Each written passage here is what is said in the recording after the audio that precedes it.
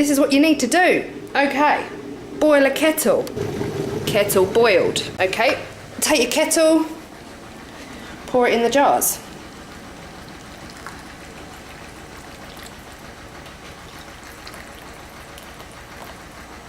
That's it.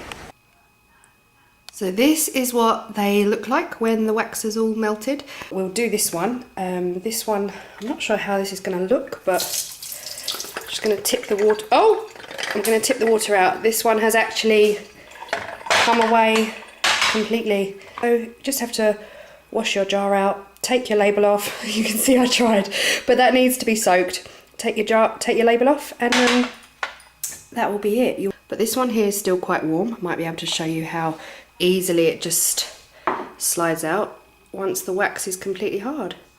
And that's it. You do need to get a knife and get that bottom wick. It does come out really easily.